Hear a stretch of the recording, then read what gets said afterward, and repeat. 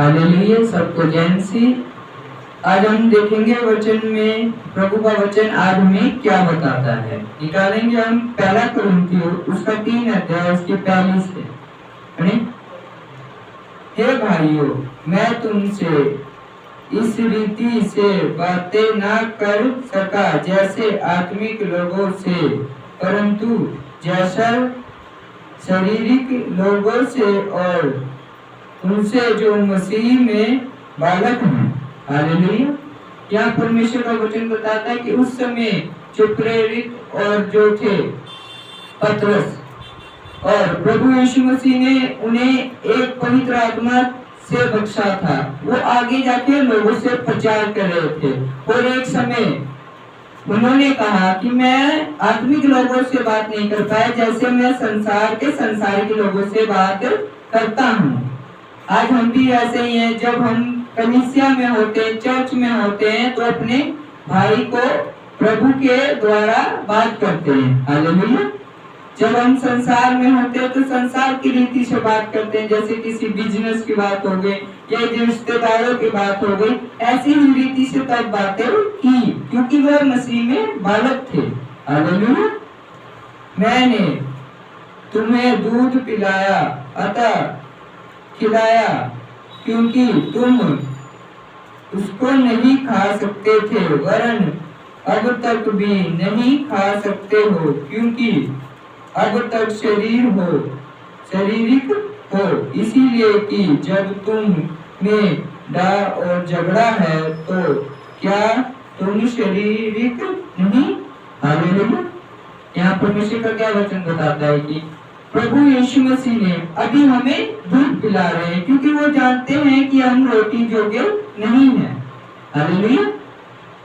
रोटी जोगे क्यों नहीं है? क्योंकि हमारे अंदर अभी भी घमंड है, ईर्ष्या है या कुछ गलत है, जिससे प्रभु जानता है कि अभी ये मेरा बालक अभी भी छोटा है, अभी भी दूध पीने लायक है।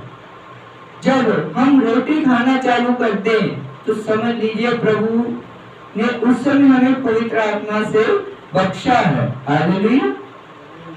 आज हमें रोटी खाने जोगा बनना है जैसे प्रभु का वचन बताता है। हालेलुया। और क्या मनुष्य की रीति पर नहीं चलते। हालेलुया। क्योंकि जब एक कहता है मैं पौलुस का हूँ और दूसरा मैं अपुल्लोस का हूँ, तो क्या तुम मनुष्य नहीं। हालेलुया। यहाँ उस समय प्रभु यीशु मसीह जो वचन बताया था उस समय उन्होंने तो कह रहे थे आज मैं इस पास्टर का हूँ, आज मैं उस पास्टर का हूँ, जैसे उस समय कह रहे थे कि मैं पौलुस का हूँ या उसका हूँ। हालेलुया। आज भी हम कहते हैं कि मैं इस चर्च से आया हूँ, उस चर्च से आया हूँ, क्योंकि वो पुरानी बातें, क्योंकि कहते हैं जो इतिहास है वो दोहराया जाता है, ऐसे भी दोहराया जा रहा है। हालेलुया। आज भी हम लोगों से कहते हैं कि हम यहाँ से हैं, वहाँ से, हम ये नहीं बताते कि हम मसीह में आए हैं। हालेलुया।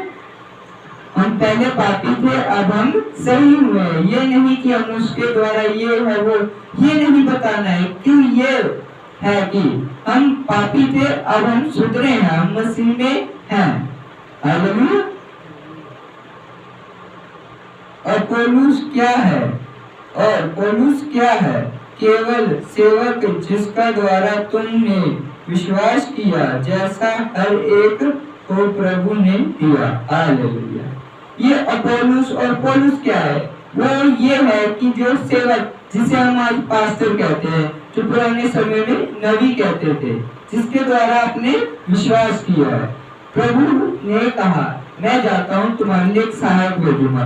सहायक वो उन्होंने भेजा जिसके द्वारा, जिसे हम आज पास्टर कहते हैं, सेवक कहते हैं, वो भेजा जिसके द्वारा हमने प्रभु पे विश्वास किया है। हालेलुया।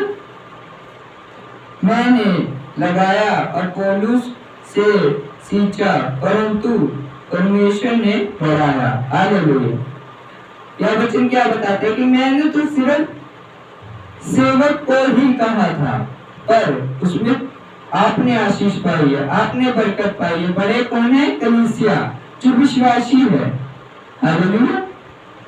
आज हमें पढ़ने की जरूरत है, इसीलिए ना तो लगाने वाला कुछ है और ना सींचने वाला, परंतु परमेश्वर ही सब कुछ है, बढ़ाने वाला है। हालेलुया। यह परमेश्वर का वचन बताता है कि ना काम करने वाला नाम काम कराने वाला। हालेलुया। कौन बड़ा है इस समय? परमेश्वर। जब हम काम किसी से कराते हैं तो उसकी बुद्धि भी हमें परमेश्वर देता है। जो काम करता है तो उसकी बुद्धि भी कौन देता है? परमेश्वर देता है। तो कौन बड़ा हुआ है इस समय? प्रभु यीशु मसीह। परमेश्वर ही बड़ा है।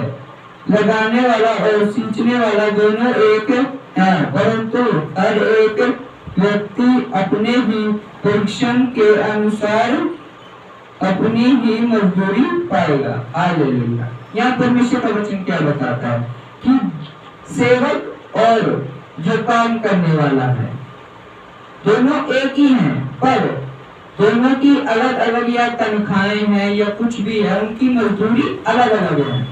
वो उनके कार्य पे है। जैसे आज भी एक विश्वासी अपने प्रार्थना करके अपनी मजदूरी पा सकता है, और जो परमेश्वर के भेजे गया हुआ है पवित्र आत्मा, पर उसकी मजदूरी भी अलग है।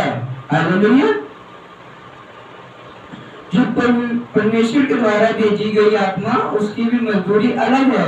वो अपनी सेवक जो पास्टर है आज, उसके द्वारा अपना काम करती है और प्रार्थना करती है लोगों के लिए, क्योंकि वचन ही बता रहा है मजदूर अपनी मजदूरी का हकदार है। हालेलुया। जब एक सेवक सेवा के लिए निकलता है तो वह पीछे अपना सब कुछ छोड़ देता है।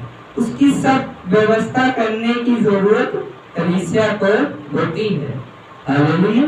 जब प्रभु यीशु मसीह 30 साल की उम्र से अपने घर से प्रभु का प्रचार, अपने पिता का प्रचार करने निकले, तो वो ना कोई झोली बैग बस्ता कुछ भी नहीं लेके निकले थे। उन्होंने पहले 40 दिन का उपवास रखा, जिससे उन्हें बहुत ही ज्ञान प्राप्त। हालेलुया। और उसके बाद प्रभु कुछ लेके नहीं निकले। आज सेवक भी ऐसे ही हैं, जब भी कहीं प्रचार करने निकलते तो वो बैग बस एक चीज लेके निकलते हैं, जो है पवित्र शास्त्र, जिसे हम बाइबल कहते हैं। हालेलुया।